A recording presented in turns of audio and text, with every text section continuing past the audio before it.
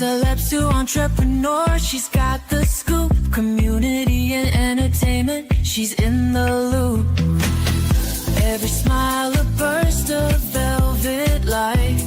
Through the screen she shines so bright. With the laughs and tales that weave tonight.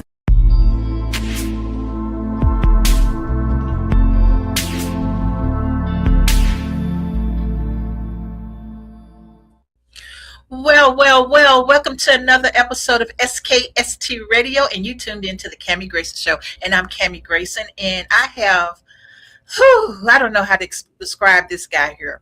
He is my first cousin, right? But he's also like my brother cousin, but he's also the Reverend Dr. Donald Wilson Jr., my first cousin. Don, welcome to the show. Thank you for welcoming me. Fantastic to be here. Well, I am so glad you're here. Man, let me tell you something. This interview is way past due. I mean, way. Did I say way? Way past due. Yeah, I agree with you on that. It is way past due. Oh, my goodness. So, but you know what? I'm so happy to have you. I'm so happy to have you in my life. I'm so happy that you are, just the bomb.com. I'm just like, first of all, guys, if you don't know, you catch his show on SKST Radio. Now, let me take it back a step or two. When I first started SKST Radio in 2009, the Eagles Perch was there. So my cousin has been supporting my business all these years. I am so grateful to have a family member, because people don't really get family members that support them like this. And I've had this family member, Don, him and his wife, Rebecca, have been there since 2009 doing SKST Radio. Dude, do it seem like it's that long? You know what? I was thinking about that this morning, because I was thinking about when you were here. We used to come into the studio and we used to, just kind of just like vibe and talk. And we did from the Eagles Perch from the studio. That was a long time ago. And was. Yeah, I didn't have all this gray hair then either. So, Yeah, I didn't have these extra pounds either. It's been a minute. But yes, it has. We've been blessed. I think from the time that we were growing up till now, we've been blessed to stay in contact and be a part of each other's lives. I think God has just arranged where we were, and I'm grateful for our grandparents, because they kept us together. They were like glue. They stuck us together. Yes. And they weren't perfect. Now, don't ever get me wrong on that. Right. But they made sure that we knew each other. And that we became a part of each other's lives. Now, not everybody's, that glue didn't work for everybody, but it worked for some of us. And that's a beautiful thing. Yeah, it is. Absolutely. So tell us a little bit about who you are and what you do right now. All right. Let me see if I can go to what I'm most proud of. I am the pastor of Monterey Missionary Baptist Church, which is located in Fort Worth, Texas. I also work for General Motors here in Arlington, Texas. I basically, I work in the materials area, but what God has blessed me with is an awesome church. It is, how can I say it? It's a church where the discipline and the thought that God would have for it, it is meant to be there. We are a church that truly cares about your soul. We are a church that does everything that God says do. We're going to walk that path always. We follow the word. We preach the word. We don't give you our opinion. We just say it's what thus says the Lord. And that's the way it should be. Every church should be set up to only deliver God's word, and just God's word, not your opinion, but what thus says the Lord. Absolutely. So I'm excited. I don't know if anybody could tell it. I'm more excited for this interview. As Cam said, it's been a long time coming. I'm excited for a lot of different ways, because my cousin has been, she's been an awesome inspiration. It comes times when we both need to talk to each other, and we just inspire and encourage each other to keep on moving in higher ground. I think that the one thing that most people don't really know about me is that I have a doctorate in Black historical sciences and I teach Black history. And it is an intriguing history of our people. It doesn't begin with slavery. Civil rights is not the only thing that we could talk about. Our history is deeper than anyone's history upon this earth. We could go back to the time of biblical history and relate our history back to that time frame. So when we start talking about Black history, we're talking about a history of a people. And a lot of people don't know that whole history. They only know what is being taught here and what is being implemented here in America and being said about Americans. Most people, they know Dr. Martin Luther King, they don't know anybody else. See, you don't know that we have a scientist that was here that's from New Orleans that discovered how to process sugar, and his name is Rios.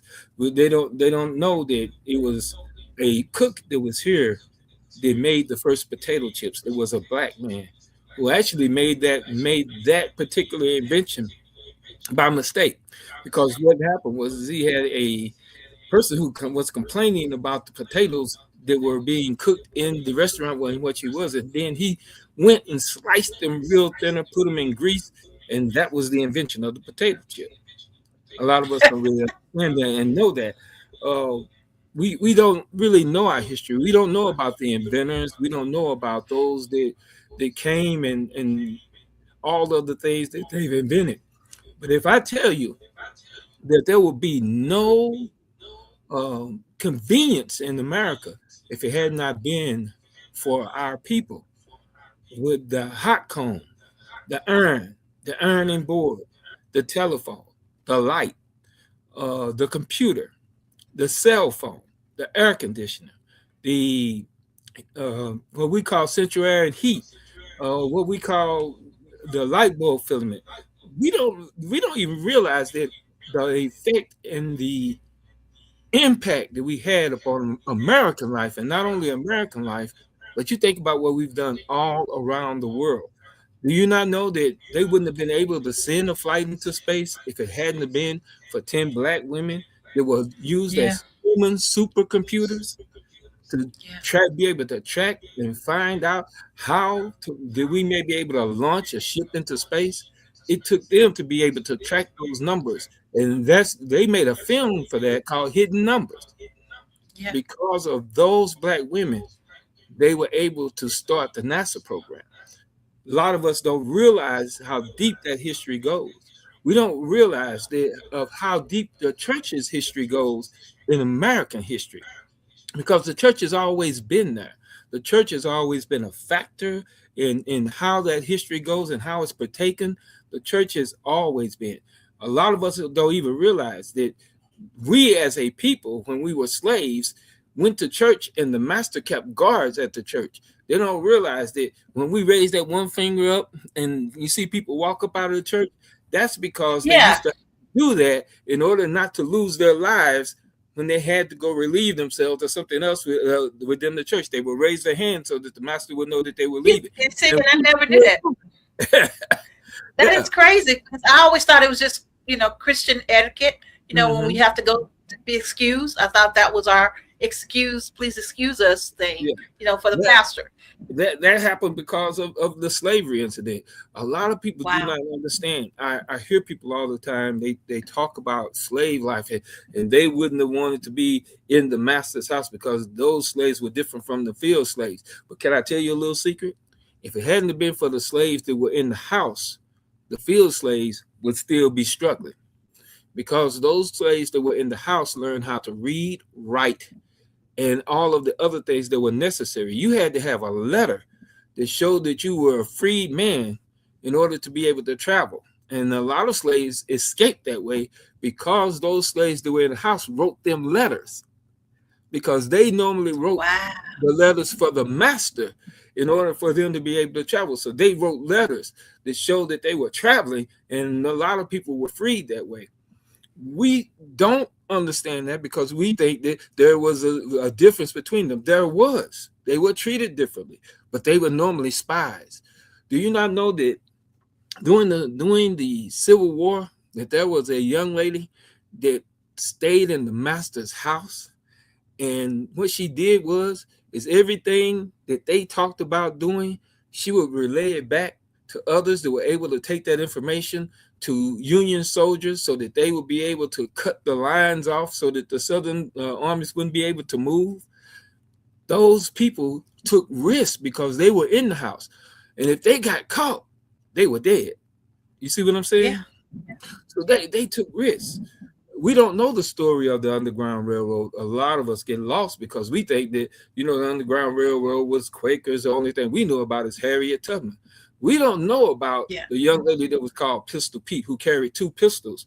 They were literally, she never lost anybody off of her route.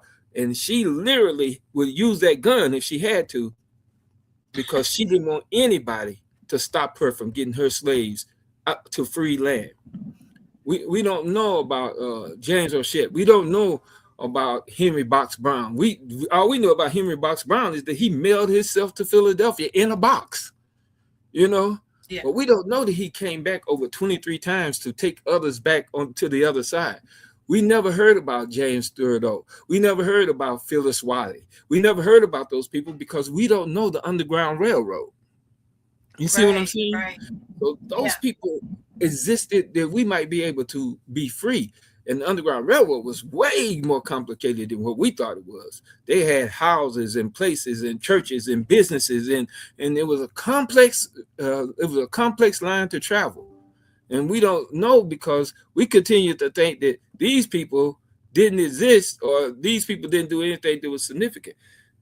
They did things. They risked their lives to go back for people when they had bounties on their head. A lot of us don't know about Henry Weaver. And I tell people, when you think of the story of Henry Weaver, you got to think of somebody that was never, ever caught. He got caught as far as we think of being caught. Like, they caught him as he was coming back, and they would look like they were going to hang him, and he would talk his way out of anything. He had what people said was a golden tongue. Master, if you don't hang me, I'll work harder than the rest of the slaves on the plantation. Master, if you don't hang me, I'll tell you where the Underground Railroad is here. Master, if you don't hang me. And they would take him back every time. And every time he needed to, he would take slaves with him right up out of there and head back north. Every time. He got caught more than 24 times, but he talked his way out of it. And he never lost a traveler with him. And the thing about Henry Weaver is the story goes, they tell the story about Henry not being able to sing. He was terrible at singing. But he's the one who had the song that went with him as he would start singing Swaying Low, and they would be telling him, oh, you sound so horrible. But the slaves that were listening to him would travel with him, because when they heard Henry, they knew that he was moving, Yeah. Okay. He couldn't sing, but they knew he was moving, and Henry would travel, and he would just keep traveling. I think it was one of the stories where they were in the evening, and he was on the plantation, and they would send in him back, and they were watching him. And Henry said, myself, I want to just work just a little bit longer. And he kept about 7 or 8 slaves with him. They worked just a little bit longer. And when the sun started going down, they moved through the fields and went out the back way, And while the master was waiting on them to come back, you could hear Henry singing, and he was singing Swing Low, and the master was listening, but they were going out the back. Went through the swamp, came out on the other side. They literally escaped to freedom. And the thing about Henry Weaver is he didn't lose his life as he was bringing someone back. He lost his life saving someone, to save their lives. Or one of his last journeys, he lost his life saving someone. So when you hear those stories and you start to understand the Underground Railroad conductors, and you think, some people say, well, our history started doing slavery. Well, you don't really know our history. So you don't know the history of the Cushite kings, and you don't know the history of the Ashanti people, and you don't know the history of the Yashimbek. You don't know the history of Iman Fo. You don't know the history of Queen Somalia. You don't know them, because these queens were awesome. When Alexander the Great came and thought he was going to destroy them, they destroyed his armies. They beat them down. and kept their places free. When you start discovering about these queens and these kings that they went up to fight against, then you start saying, man, these people were powerful, you know. Yeah. Yeah. And Well, so what when I was doing the song, when I was mhm, doing the song of Kush for mhm. a local movie producer, I mean, you were my resource. You know, I was able to call you because I Yeah. wanted to write the lyrics to match what really, really happened. And Mhm. so to know the history of Kush, in which I really hope this guy get this show, this movie up and going, because we really need this movie. I mean, not Yeah. just because my song is going to be on it, but Mhm. because it's like for real history. And so, Dom, say a little bit about Kush. Just tell them a little bit about that. All right. What people don't really realize about Cush is you have to understand something. The Bible speaks of the kingdom of Cush. Cush and the Egyptians and the Cushites were cousins of particular people. So here's my question to you. If the Egyptians and the people of Cush were cousins, what do you think the people of Egypt look like? Because the Like people me, of Cush look just like us. So in order for them to have any familial basis, they would have to look alike, right? right? There were over 17 Cushite kings that sit on the throne of Egypt. Did you know that? Wow. Over 17 Cushite kings sit on the throne of Egypt. They conquered each other back and forth. So when you start finding that out, if you go into that history and you tally the Egyptian history, you'll find out that Moses was one of the generals that fought the Cushite armies. You'll find out that Cush was a kingdom that was so overpowering that they actually fought and defeated Egypt. That the people around them, they were scared of the Cushites because of their power and their strength. Uh, Wow. our history tells us that Noah had sons. Ham was one of those sons, and Ham's descendants were the Cushites. Did you know that? That was one of his descendants was a Cushite. His son was named Cush. So when you start looking at the kingdom of Cush, you understand that they're descendants of Ham. They're Hamitic in their blood. So when Right. you think of this, their cousins being the Egyptians, that was another son who was called Put. You get what I'm saying? Wow. So Yeah. when Yeah. you start placing this history all together, you start learning about the Cushites. You start learning that they already had stuff in place before anybody ever thought about them. They were mathematicians. There's the city of Sonraye. There was an educational, a university, Timbuktu, a university in a Cushite kingdom. They already had archaeology, they already had astrology, they already had mathematics, they already had medicine. Do you get what I'm saying? Yeah. They already had these things before any European experience ever came along. They were already had these things. They had a calendar that was so tight, it kept things to the utmost. They had a way of being able to tell time that kept it down to the actual instant. They had already had a civilization that was moved and vocal and acted and voted. You don't know the stuff that we put together now was stuff that they already had developed. They knew how to do things. The story goes So, that where do you think they got their smarts from? What do you think? I mean, because that's I'm so fascinated with Egyptians mhm. that it just blows me away that they were so modern. They had so many modern things. So where do you think that came from? Well, really, when you really think about this, these are descendants of Noah, and who is a descendant of Abraham himself. You got to understand that all of their knowledge, all of their understanding came from God himself. Even though you find out that when you look at the Egyptians, they worship another God, that means their people actually strayed away from what Abraham was taught. Then they start worshiping the god of the sun, which is called Ra, and all of those different gods. You had the Cushites that basically they worship Ra at one point in time. But what you find out when you start going into our biblical history, you'll find out that they start worshiping a god called Yahweh. And that is the God that we so worship. Hmm. because that is the Hebrew language for the word God. You get what I'm saying? And you'll start learning that the Cushites was stronger than anything that we could really believe. And in the land of Cush, everybody does not understand this. When you start talking about where Jacob was and all of his sons, they were in the land of Cush. That's where they were living before they came into Egypt. You get what I'm saying? A lot of us don't even understand that. We look at Cush, we say, oh, yeah, that was just a little bit of kingdom. No, they weren't. They were vast and strong and built up. They had armies. They had sailors. A lot of people will tell you right now, if you really look into the history, they had already been to the Americas long before Columbus and any other explorer had been here. They had already been here. They had settlements that were already here. When we look at the Indians of that day, we'll find out that they had a mixed breed of people already there that looked like us. Us, yeah. Black Seminoles is what we call them.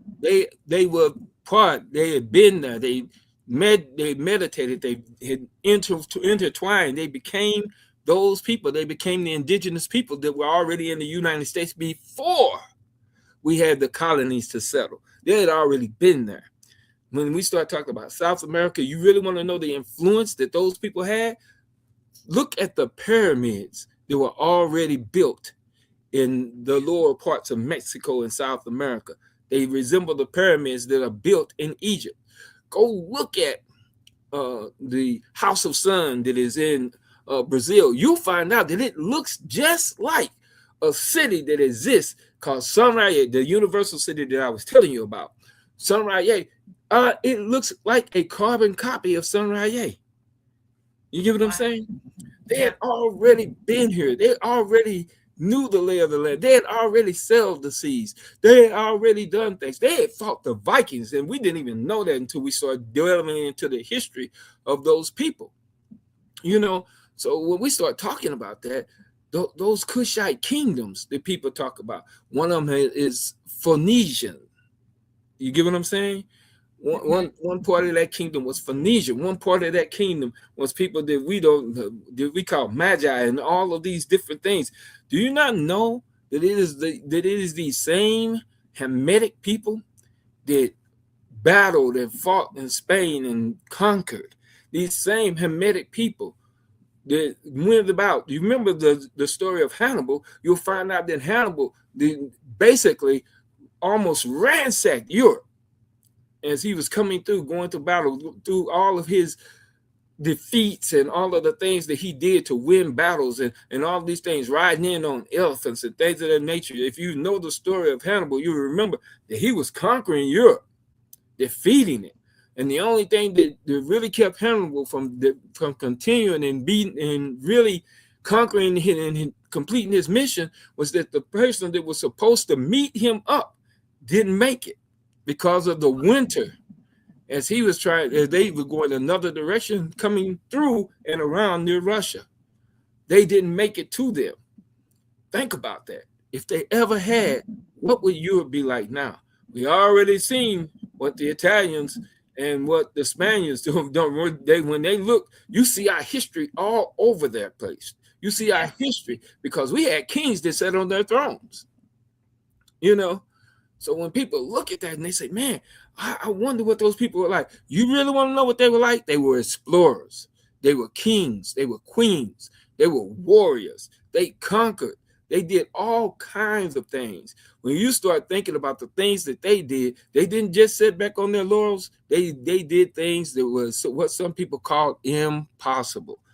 I think I was talking to a friend of mine and I told him, you really want to know why we keep saying our people? Look at the things that they have done, because you'll find influence of them all over the world. At one point in time, we know that even in Japan, there were black people that were there because we can find evidence of them. They intermixed with races there. They became part of that culture. We can go and look at earlier samurais and we can see ourselves. All right. If we go into Europe, we already know what Spain looked like. We already know that the Italians didn't like us because of what Italy looked like at one point in time. You know, the conquering that was done. We already know that Turkey at one point in time had us there. We had already taken and had a footnote there. We know at one point in time, because of the places that are mentioned in the Bible, that we were there. Wow. Our footprint was already there. We know, for without a shadow of a doubt, that we came into the Americas long before any of those other explorers got here. You could see pictures in times that we were, and the things that the indigenous people showed and the paintings that were done. We were here. We stepped on this ground long before they ever had that opportunity. We were moving. Well, we're going to take a quick break, and then we'll be back. We're going to learn a little bit more about this Black history because, man, shortest month of the year, and we get that. So we're going to enjoy the little short month that we do have and learn something about what we had. So hang tight. We'll be back after these messages. All right.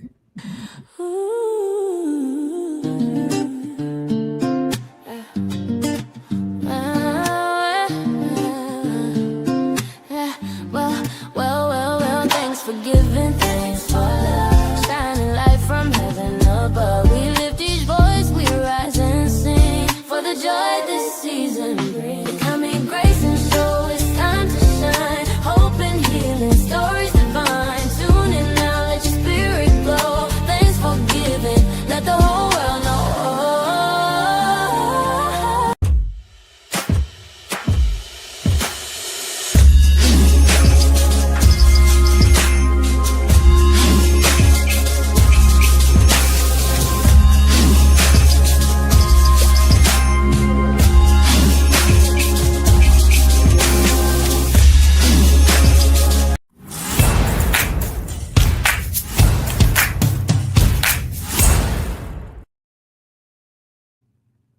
Well, if you just tuned in, you haven't tuned in too late. You tuned in to the Cammie Grayson Show. And man, let me tell you, we're learning about Black history from historian Dr. Reverend Donald Wilson Jr. He is also has a show here on SKST Radio, all the way from Fort Worth, Texas. Yeah. Dr. Don, come on, give us some more. Hit us with some more stuff that we don't know. Well, you were asking me about the Kushites, but you have to remember we were all over Africa. You had Mesopotamia, you had all of the lands. If you really look at the rivers that were stated to surround the blessed land that Adam was in, you'll find out that all those rivers fall within African domain. We know that as a people have tried to split up where Africa really is. And we always hear about them say that right now that these people are sitting here, they're sitting there, or they're in this land, but they're in Africa. They're a country on the inside of Africa. Iran, a country on the inside of Africa. When we start looking at these places, we then start understanding that these people at one point in time look like us. You see what I'm saying? Mm-hmm. They are descendants of people around and in that area. In this world, what we find out is that we are the only people that really don't know our history. We're the only people that have no idea of who we really are or what we're really all about. I think I've said it before. We have no idea. Why do you think that, though, Dr. Don? Why do you think that? You think they're embarrassed behind their background, or they just don't care, or they say Black people don't read? Is that part of it? Well, I think some of it is miseducation. It's not taught in our schools, so we don't factor in it's not an educational piece that's taken care of in our schools. The other part is when the older people were trying to tell us history, we didn't want to hear it, because all we heard about was slavery. Then that's where we thought our history came from. A lot of us, you hear people say, well, I don't want to think about what happened in the past. I'm just living for today. Well, if you don't know your past, you don't know where you're going. The true part about history and what is a biblical principle is if you don't know where you've been, you'll never know where you're going. So we have to learn who we are or who we were in order to know who we really are and what we are going to become. If we don't know our history, sooner or later somebody can change it, and we find ourselves locked out and thinking that we're nothing and nobody. A lot of us don't realize that some of the kings that sat up on the throne in England were us. We don't realize that when we go to Ireland, those people that they were calling leprechauns were actually pygmy people. And guess what? They were black. We don't understand that or know that. We don't understand that when we go out to all these different places, the theory where we thought the cartoon was really funny on Bugs Bunny, where they said the Tasmanian devil, and they were talking about the Tasmanian devil and how it comes in and tears up everything. A lot of us don't even realize that the Tasmanian devil, where they got that from, was from the people of Tasmania. The people of Tasmania were black, short pygmies. You get what I'm saying? So we don't even get that the fact that they're making fun of us, you know, and they calling it the Tasmanian devil, but at the same time they're talking about our people, you know. We just have no idea because we don't think our history is that deep. And a lot of us don't realize we come from kings and queens. Those people that were stolen from Africa, they came from tribes that were very rich in their heritage, and people knew everything about them. The reason when they brought slaves over, they took that stuff away from them. They beat it out of a lot of people to take that away. They didn't want them speaking their own language. They didn't want them telling their history. They didn't want them telling their stories. Now, slaves got away with it because they did tell the stories of their people. They did it at night. They did it in encampments. They did it when they were singing songs. I think we have no idea that some of the spiritual songs that they sung at that time were actually what we call, when you look at the people that ran the Underground Railroad, they were staging songs or getting away songs. You know, Down by the River, that's a song that tells you where to get to so that you might be able to get free. Swing Free Chariot, that talked about the train that was going to take you away. When they had signal songs, as we call them, and there were quite a few, but each of the Underground Railroad conductors had a different signal song. A lot of us didn't even know that. We had no idea. How did people know who they were? They sang their signal song.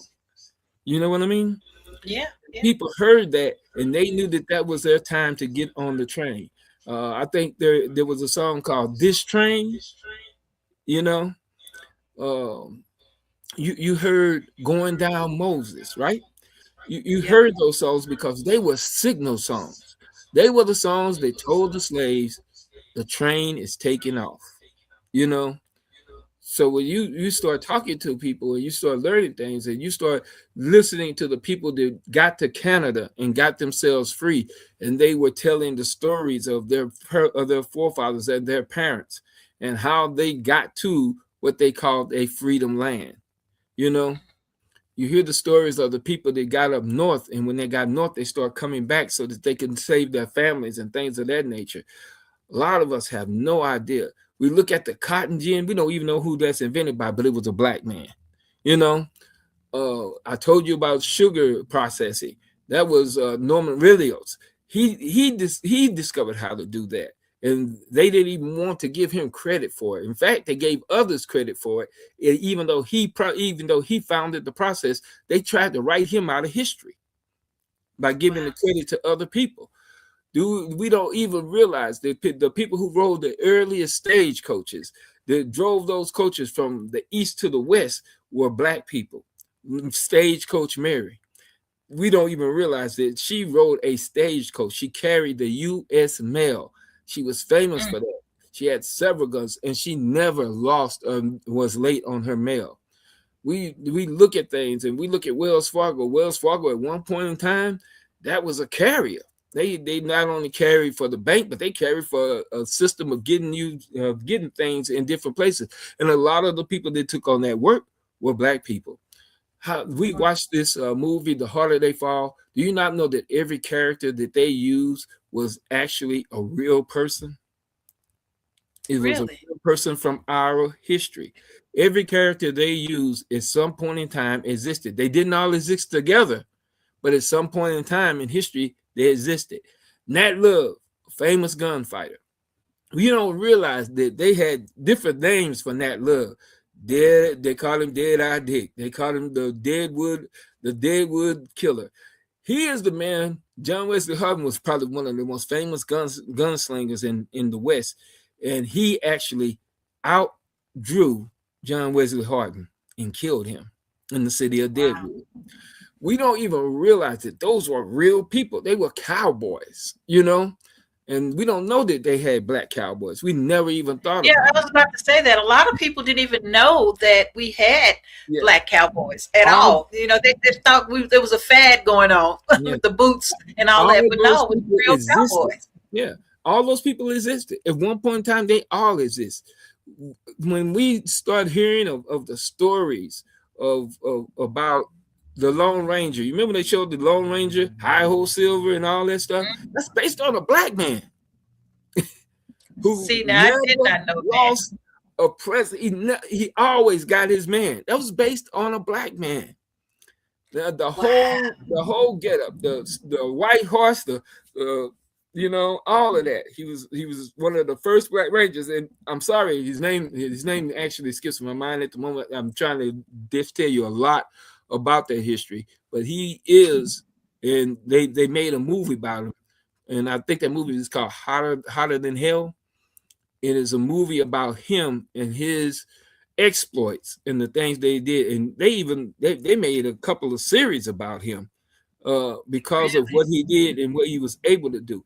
He was the one who the Lone Ranger was actually based on, all the way down to Tonto and all of that. Now you have to remember something: Indians didn't befriend white people at that point in time. I'm sorry, just to say it that way. They did not. They didn't trust them, but they trusted us. You get what I'm saying? Yeah, I get it. So at this point in time, we had a lot. A lot of us don't even know about Buffalo Soldiers. We have no idea who the Buffalo Soldiers really were. But let me give you a piece of that history also, because when you start looking at the Buffalo Soldiers themselves, their original intent was to go in and capture the Indian territory, to go into battles with the Indians. That's what the Buffalo Soldiers' real intent was. But then there came a time where we had the Mexican-American War and all that. And do you remember when they were talking about Teddy Roosevelt going up San Juan Hill, and he went up with the soldiers that he had in the beginning, and they were beaten? No. And the next time that he came, he brought a troop of, they call it Negro soldiers, but they were black soldiers that went back with him the second time, and they won the Battle of San Juan. Wow. Though we don't really know that history. We don't really subject it. When they had the battle in World War I, I believe it was World War I, and in World War II, where they were in the winter in the snow, they would use and try to use the Caucasian soldiers to go across the snow, but they would end up getting picked off every time. But for some reason, when they used the African American soldier, they wouldn't get picked off. They never saw them coming in the snow. A lot of people don't even know about that.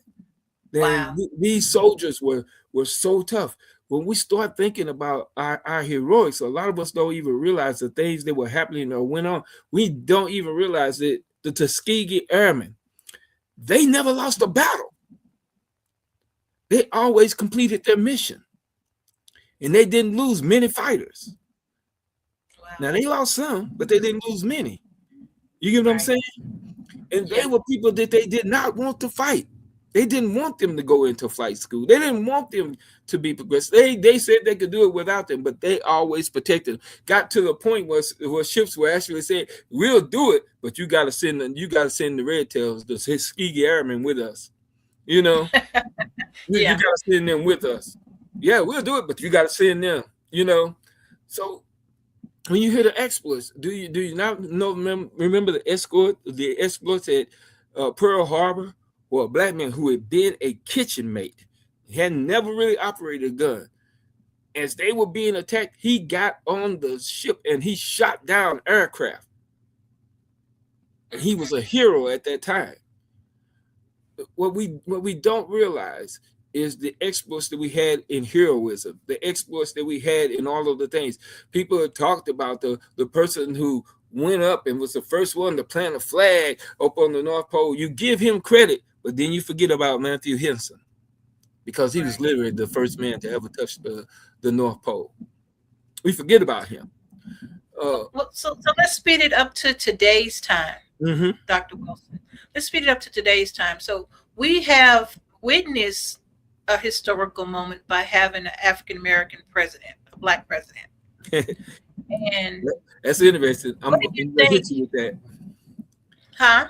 I'm gonna hit you with that in a few minutes.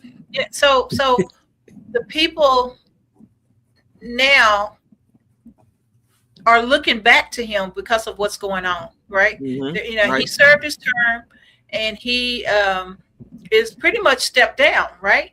So now I see, on social media, there are a lot of comparison, right? Right. Our current is trying to compare to, or appear to trying to compare themselves to our Black history presidential election elected person.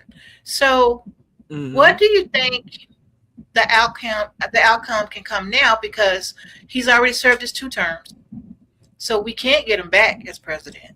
Well, So, what do you think? How do you think that's going to look in the books?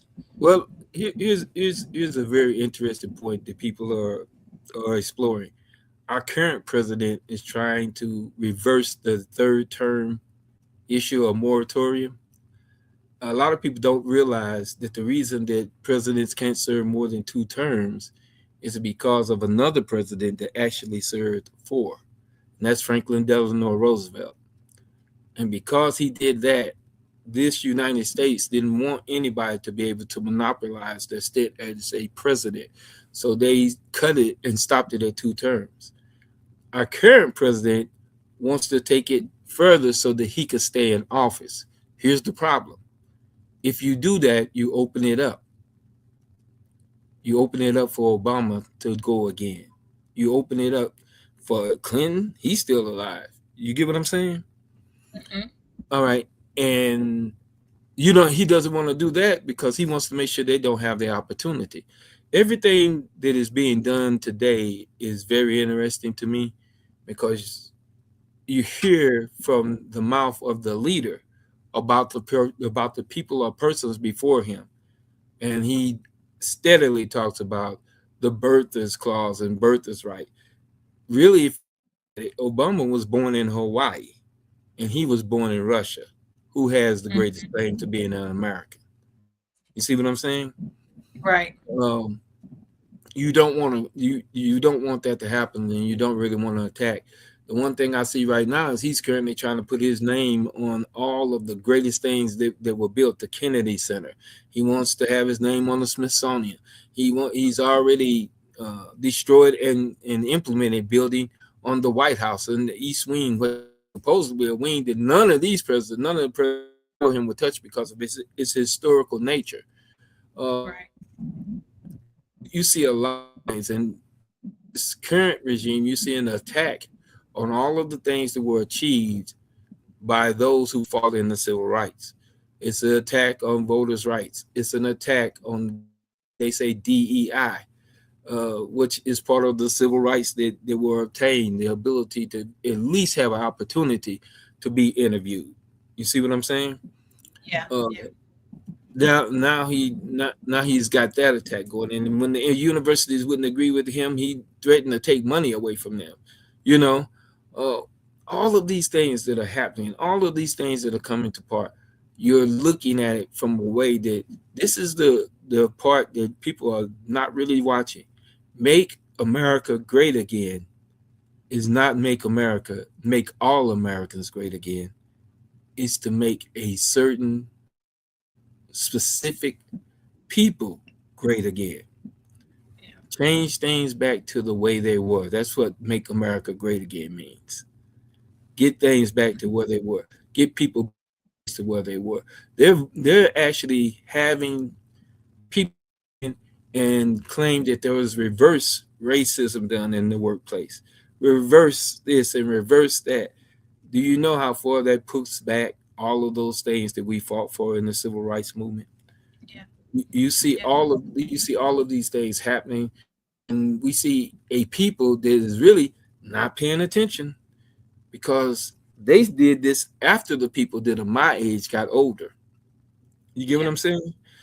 Yeah. because you couldn't do it before then because those people would stand up and fight. Now you have a younger generation that thinks that they're deserving of certain things or they have certain things and they're not looking at the rights away from them. Right. And, Uh, they probably don't even care. It goes back to that. but they You got a know, lot of, they illiterate got in the whole certain things situation. distracting them. They're being distracted by other things. Some of them are being distracted by their everybody wants to be have a music career. Some of them are being distracted. Everybody wants to be an entrepreneur. Some of them are being distracted because they don't see that they've taken away trades away from us. There were trades, plumbing, electrical, uh, air conditioning. Those were trades, and they're so looked down upon now by our people that people are stealing those from us. You know how why our parents and our grandparents and those people were so successful? They took on skilled trades. They learned those things so that they Yeah. would always be able to feed their families. They learned Right. trades like being a butcher, trades like being a plumber, trades like being electrician, trades that kept their families fed. There were, if you really look back at the integrity of the black family, you'll find out there were men who held 3 and 4 positions so that they could feed their family. One job wouldn't do it. You know, they yes they had farms, but they went out and they worked in skilled trade, some type of trade. They were worked in construction.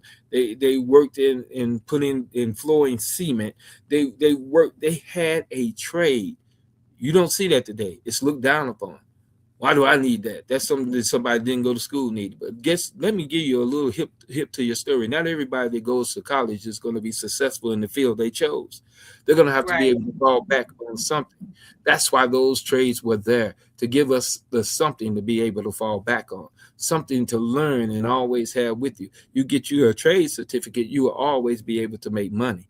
That's what the CDL was. The gave us the truck driving experience. That was something Mhm. to fall back on. It didn't mean that everybody that educated they had to drive a truck. No, it just meant that I have an opportunity in case I can't do this anymore. Right. You know, Right. you had a trade. That was something that's real important, and it's even more important today that you have something to fall back on. Sometimes you're not going to be successful in your field. You got to have something to go back to.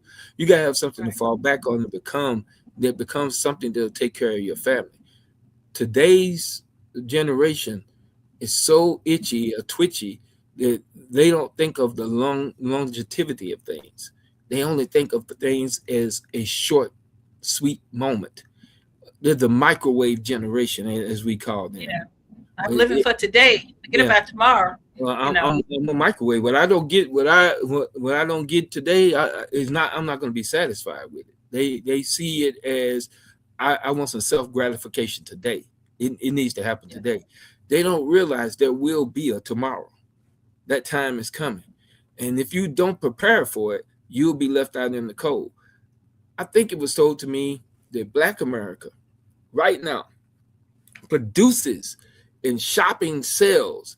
They have the largest shopping sales. They go out and spend billions of dollars shopping. Yeah. All right. But they don't own anything. Is that scary to you? Because that's scary to me. That's real scary. That's real scary because Because you're putting money yeah, in other people's pocket if you and you're traded building within your that neighborhood, ecosystem right? opposed to building your own.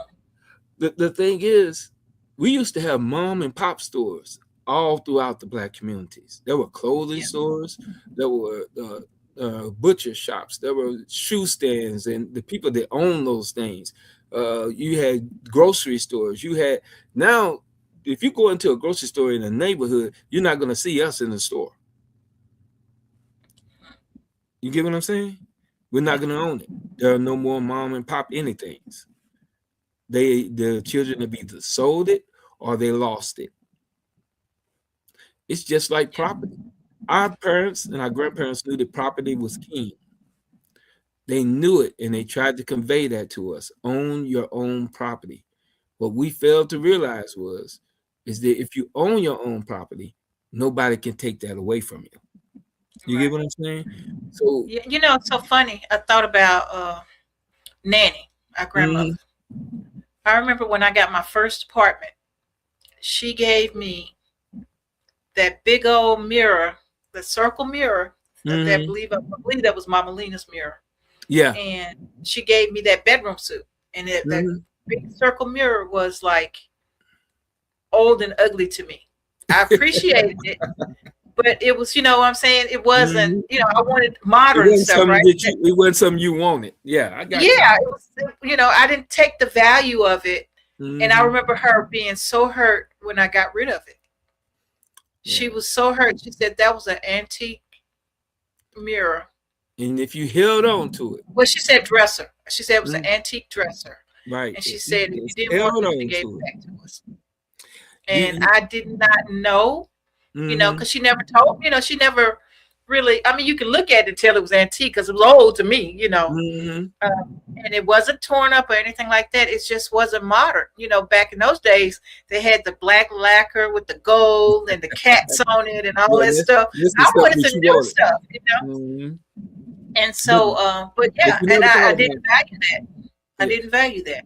But you never thought about the fact that you could have took the antique furniture and went and just renewed it, and it would look like the other furniture. Yeah. Wish I had it today. Yeah, we never thought about that we could do that, because if we had those trays that I was talking about, we would have known how to make old things new. You get what I'm saying? Yeah. The interesting part about it is now if you look at other cultures, if you look at the Hispanic culture, the Asian culture, and all of these cultures, they took something from our culture and started to use it, and we no longer use it anymore. If you look at Hispanic cultures, and if it comes to a point of somebody needing a helping hand, they'll take that family into their houses, let that family stay with them until they're able to afford to get a house of their own. They can live together. They can do things of that nature. That used to be us at one point in time in our history, but it's no longer us. Well, I love that about my Hispanic sisters and brothers, because at the end of the day, they still do it. They still help. They're still there for you. They took that. They use it. It's something that works, and it is. See, we forget that every hand needs to be able to pull somebody up, because that's what it was all about. When you looked at how people got moving, look at Madam C.J. Walker. She taught others how to do what she did. She pulled people up. You look at Booker T. Washington. You look at W.E.B. Du Bois. You look at Edwin Boykins. You look at all of these people that we thought were great at one time. They pulled somebody else up. You get what I'm saying? We look at Martin Luther King as being the leader of the SCLC, the leader of the Civil Rights Movement, but he was pulling other people up. Jesse Jackson, all of those people, Abernathy, Jordan, he was pulling people up. Andrew Young, you see what I'm saying? And Whitney Young did the same thing. And you look at Harold Johnson, and you look, all of these leaders, they pulled people up, and they gave them an opportunity. And because they gave them opportunity, they got better and better. I love the story that I heard about Denzel Washington going back to his school and pulling others up along the way and making sure that they had an opportunity to be an actor or whatever their desire to be. Going back and pulling people up. Bill Cosby using his money to make sure that HBCUs gave scholarships to people that made them deserve it to be elevated so that they might have an opportunity to pull others up along the way. When you hear about things like that, you get excited because you used to understand that that's a part of our history. We saw a movie, it's been a while, maybe 10, 11 years ago, called Pay It Forward. The concept is I'm going to do something for you, and I don't want anything for it. I just want you to do something for somebody else. Someone else. Yeah. And I'm a firm believer of that too, because that concept didn't start with them. That concept started, if you go back to history, it was improved within the history of the culture. If I do something for you, we bartered and traded. You see what I'm saying? If I did something for you, the only payback I really need from you is to do it for somebody else when they're in time of need. Pay it forward. Right. Do it that way, that we might be able to help each other. Yeah. In this day Okay. and time, in this world and time, when we start looking at race, which we should not be, every last one of us should be diverse in order to celebrate each other. That's not a Yeah. party sometimes because you have racism that steps in. And racism is not a born with thing, it is a learned thing. Right. Right. And so if you really go back in biblical history and history, there was a point in time where they didn't talk about the color of one's skin. There was no separation talked about. They didn't classify, well, he was black or he was white or he was brown skin or he was this or he was that. They didn't talk about that. They talked about the greatness of the person. They did talk about class, you know.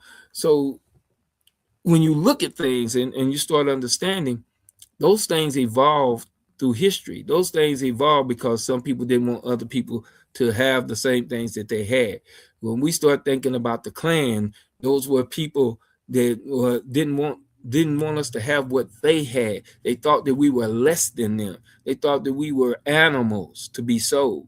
They forgot that they took us from civilizations, you know, and because we spoke another language, they called us heathens.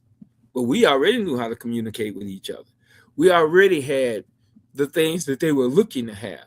Most of the greatest inventors were slaves that were put on plantations. We forget about the Paul Laurence Dunbar who wrote poetry, became the national laureate. We forget about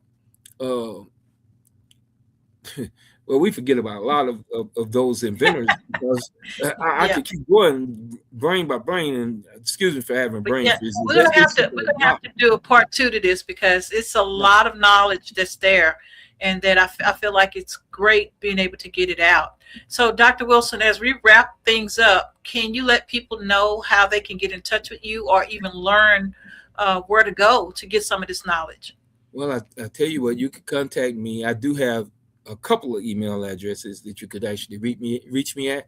You can reach me at REV as in Victor, D as in Donald, Wilson JR at AOL.com, or you can reach me at one true worship at gmail.com.